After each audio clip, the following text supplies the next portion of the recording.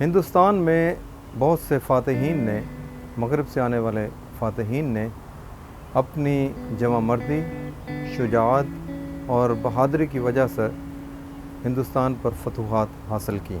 लेकिन बरतानवी गमाश्ते, जी हाँ, यहाँ मैं कहना चाहूँगा बरतानवी गमाश्ते ताजरों के रूप में रोटी के 2 टुकड़ों की खातिर ताजरों के भेस में हिंदुस्तान में वारद होते हैं और वहाँ के वसाइल लूटते हैं और अपने उन मोहसिनों को जिन्होंने उनकी खातिर अपनों से दुश्मनी मोल ली, उन्हीं के घरों में बाद में आग लगाई और उसके बाद ये ठग हिंदुस्तान के हुक्मरान बन बैठे और हिंदुस्तान के गरीब अवाम की जो उस वक्त हिंदुस्तान के गरीब अवाम के जो उस वक्त वसाइल थे, उन्हीं को लूट कर इन्होंने अपनी अयाशी का सामान पैदा किए और इस तरह मुल्क को लूटा और इस तरह से अयाशी की कि तारीख़ में इसकी मिसाल नहीं मिलती। हिंदुस्तान में तैनात बरतानवी सिविल अफसरान की अयाशी की दास्तान बहुत लंबी है। तारीख़ के औराक से कुछ यहाँ पर पेश करना चाहता हूँ ताकि हिंदुस्तान की और पाकिस्तान की पूरी नस्ल को इससे आगाही हो कि हमारे बुज़ुर्गों के वसाइल पर, हमारे इलाके के वसाइल पे, हमारे मुल्कों के वसाइल पर ये लोग क्या क्या अयाशियाँ करते रहे। ग़ालिबन ये महज एक इत्तेफाक है कि 1899 का एक किताबचा मेरी नज़र से गुज़रा, बहुत बोसीदा हालत में था और वो इंडियन सिविल सर्विसेज के जो ऑफिसर्स से उनके लिए था। इसको यूँ कह लें कि हदायतनामा डिप्टी कमिश्नरान या special instructions for deputy commissioners for all India. ठीक, इसको जब स्टडी किया तो पढ़ के अजीब हैरत हुई कि ईमानदारी का और इंसाफ का हर वक्त बोलबाला करने वाले, शोर मचाने वाले हमारे मुल्क के वसाइल पर, हमारी धरती के मसाइल पर कैसी कैसी अयाशियाँ कर गए और यहाँ के वसाइल लूट कर बरतानिया तक ले गए। तो उस किताबचे के मुताबिक एक डिप्टी कमिश्नर जो ज़िले का डिप्टी कमिश्नर होता था, उसके साथ एक फ़ौज गम गफ़ीर फ़ौज थी मुलाजमीन की उसके साथ, जिसमें बावर्ची, जिसमें माली, जिसमें धोबी, जिसमें हम्माल, जिसमें पंखा कुली, जिसमें आयाएँ और जिसमें साइस और इसके अलावा भी दर्जनों किस्म के मुलाजम थे। एक डिप्टी कमिश्नर अपने ज़ाती मुलाजमीन जो उसके साथ 24 घंटे रहते थे, वो 100 से ज़्यादा मुलाजमीन रखता था। तो ये वसाइल हमारे इलाके के, हमारी धरती के थे जो ये लूट कर यहाँ पर खाते रहे और अयाशियाँ करते रहे। 1899 के इस किताबचे हदायतनामा बराए डिप्टी कमिश्नरान या special instructions for deputy commissioners के मुताबिक इन असूलों पर जो ये इसमें किताबचे मुरतब किए गए थे, हर डिप्टी कमिश्नर पर लाजिम था कि वो इस पर अमल करे और इसमें अगर कोताही की जाती तो उनके ख़िलाफ़ जो है कॉन्फिडेंशियल जो है एक्शन लिया जाता। और इंस्ट्रक्शंस ये थी कि आपने अपने आवाम से अपने आप को दूर रखना है, एक डिस्टेंस रखना है और आपके साथ ये जो है मुलाजमीन का जम गफ़ीर प्रोटोकॉल सब कुछ होना चाहिए ताकि आवाम पर आपका रोब व दबदबा रहे और आवाम आपसे डरती रहे और आवाम में घुल मिल नहीं जाना। एक ख़ास डिस्टेंस के साथ आपने उनके साथ रवाबत रखने हैं, डिस्कशंस करनी है, बात करनी है और आवाम को दबा के रखना है। इन्होंने एक नई रवश डाली यहाँ पर और जिसका असर आज भी हमारे मुआशरे में सिविल अफसरान में नज़र आता है और अब महसूस करते होंगे कि ये लोग, इन जो बरतानवी अफसरान थे, सिविल अफसरान, इनकी औलादें, इनके बच्चे बरतानिया और स्कॉटलैंड में रहते थे और जब गर्मियों की छुट्टियां होती थी ये हिंदुस्तान की जानब सफ़र करते थे और हिंदुस्तान आते थे और यहाँ पर बहुत शाहाना तरीके से अपनी ज़िंदगी गुजारते थे।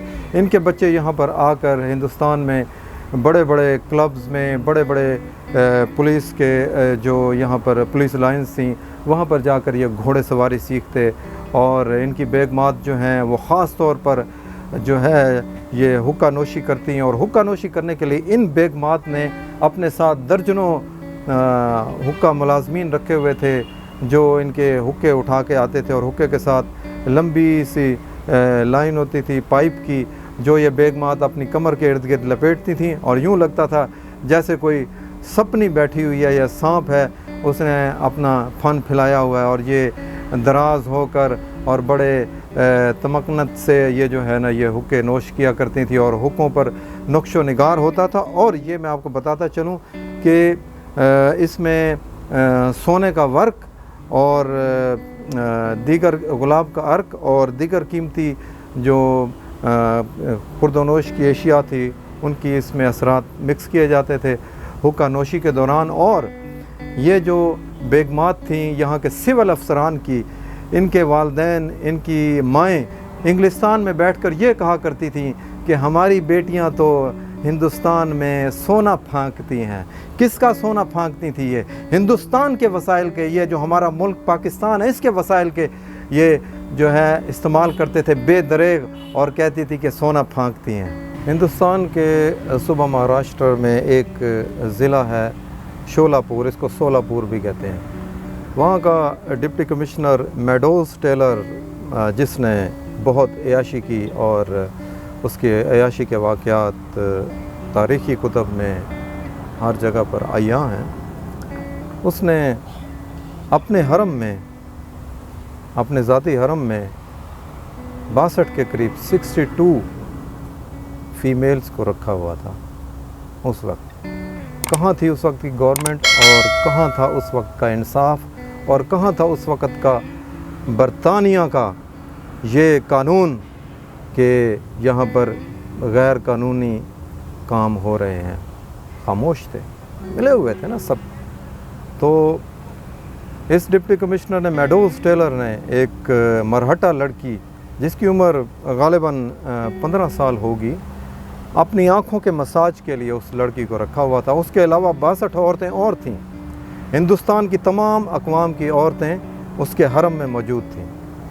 और वो इतना बड़ा हरम था, वो इतना बड़ा एरिया था उसका, जहाँ पर इसने अपनी दाश्ताएँ रखी हुई थीं कि वहाँ पर जो है कई एकड़ पे ये फैला हुआ था, और वहाँ पर दुनिया की हर सहूलत वहाँ पर मौजूद थी। गरीब आवाम भूख से मर रहे थे और ये लोग अपनी अयाशियाँ कर रहे थे। वो लड़की, मरहटा लड़की जिसकी उम्र 15 साल थी, इसकी दाश्ता थी और इसकी आँखों का मसाज किया करती थी, जिसकी वजह से वो इसको बहुत अजीज़ थी। और वो मेडोज़ टेलर इसको कहा करता था कि ये मेरी मलका नूर जहाँ है, ये मेरी मलका नूर जहाँ है। तो हैरत होती है कि आज ये राग अलापते हैं बरतानिया वाले, इंग्लिस्तान वाले, कि हमने हिंदुस्तान पर हुकूमत की। ये हुकूमत की इन्होंने, ये अयाशियाँ की अवाम के वसाइल के ऊपर, और ऐसा गंद करके ये लोग गए हैं, ऐसे गलीज़ काम इन लोगों ने किए हैं कि आज भी तारीख़ में अगर ये वाक़यात पढ़े जाएँ तो शर्म से आंखें झुक जाती हैं इंसान की। हिंदुस्तान के एक ज़िला भागलपुर, जो सूबा बहार का डिस्ट्रिक्ट भी है अभी, और उस वक्त भी था ज़िला भागलपुर। यहाँ पर एक सेशन जज, बरतानवी अंग्रेज़, एक अंग्रेज़ सेशन जज सैंडीज़ को तैनात किया गया। और जो ये अंग्रेज़ सेशन जज, डिस्ट्रिक्ट एंड सेशन जज सैंडीज़ था, इसकी बीवी बहुत शाखर्च थी और उन बेगमात में थी जो शाहाना तरीके से ज़िंदगी गुजारते थे, और सरेआम इसने जो है लेन देन का काम शुरू कर रखा था। और इत्फाकन एक दफ़ा यूँ हुआ कि भागलपुर की जो डिप्टी कमिश्नर था उसकी बीवी से इसकी कोई ज़िदबाज़ी शुरू हुई। तो इस औरत ने अपने आप को ऊंचा दिखाने के लिए या अपने अमारत ऊंची दिखाने के लिए, अपना स्टेटस बुलंद करने की खातिर, या अपने हस्बैंड का और अपना, उसने आवाम का रगड़ा निकाल दिया। आवाम को उसमें उसने बेबस कर दिया। आवाम को जो वहाँ के थे उसने उनको जलील करके रख दिया। हुआ यूँ कि उसने सैंडीज़ की बीवी ने, सेशन जज सैंडीज़ की बीवी ने वहाँ पर सेशन कोर्ट के सामने एक पीपल का बहुत बड़ा दरख्त था, वहाँ पर एक सीमेंट का चबूतरा बनवाया और उस सीमेंट के चबूतरे पर शाखें साइडों से थोड़ी थोड़ी कटवा के सीमेंट का कुशादा चबूतरा बनाया और वहाँ पर बाकायदा मुगलिया बादशाह के दरबार की तरह वहाँ पर तकिए रखे गए, बखमली वहाँ पर जो है कालीन बिछाए गए और नक्शो नगार किया गया और वहाँ पर उस जज की अदालत लगाने का ऐलान किया गया। और आप हैरान होंगे सुन के कि जो जज सैंडीज़ का, सेशन जज सैंडीज़ का जो रीडर था वो एक शाख पे बैठा होता था और जो मुलजिम होते थे वो दूसरी शाख पे होते थे और जो गवाह थे वो तीसरी शाख पे होते थे। अलबत्ता जो वकला थे, जो एडवोकेट्स थे, उनको इजाज़त थी कि वो नीचे खड़े होकर अपने केस की पैरवी और दलाइल दे सकते थे। तो ये हाल है इन लोगों का, आप सोचें। और इस सूरत हाल में वहाँ की आवाम इतनी ज़लील हुई कि वो कहते हैं कि ये इस सेशन जज सैंडीज़ का एक स्याह तरीन दौर था हमारे ज़िले की तारीख़ का, जिसमें हम लोग ज़िल्लुल और रुसवा हो गए। हिंदुस्तान का एक और ज़िला जो सूबा ओडिशा में वाक़या है और उसका नाम बरहमपुर गंजाम है। यहाँ का डिप्टी कमिश्नर 1890 में स्नोडग्रास था। यहाँ पे डिप्टी कमिश्नर स्नोडग्रास 1890 में यहाँ का डिप्टी कमिश्नर था और वो भी खासा अयाश शख्स था। और इसी बरहमपुर गंजाम में एक झील है जिसे चलका नामी झील भी कहा जाता है। इस झील में एक दरमियान में खुश्क जगह थी जिसे आप कह लें कि खुश्की का एक टुकड़ा था छोटा सा। तो वहाँ पे उसने एक खूबसूरत रेस्ट हाउस टाइप जगह तामीर करवाई अयाशी के लिए और वहाँ पर वो और उसकी बीवी तमाम दिन बैठकर ज़िले जो अमूर थे वो सर अंजाम दिया करते।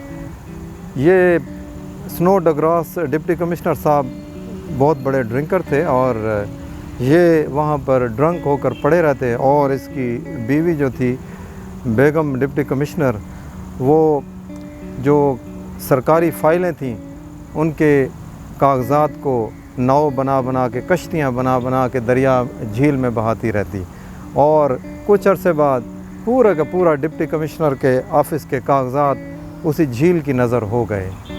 और जब ये ख़बर चलती आला हुकाम तक पहुंची तो उस वक्त सूबा ओडिशा के जो लेफ्टिनेंट गवर्नर थे, जो सूबा ओडिशा का लेफ्टिनेंट गवर्नर था उस वक्त, उसको ये बात मालूम हुई कि डिप्टी कमिश्नर अयाशी में गर्क है, ड्रंक है।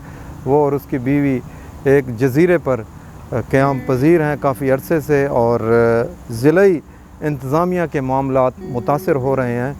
तो उसने आखिरकार एक फ़ौज की पलटन भेजकर, फ़ौज की रेजिमेंट भेज के उन दोनों मियाँ बीवी को चिल्का नामी झील के जजीरे से निकाला और लेके आए और आवाम से माफ़ी मांगी। ये तो करतूत हैं। इस तरह के और भी बहुत से करतूत हैं जिनको सुनकर इंसान का सर शर्म से झुक जाता है।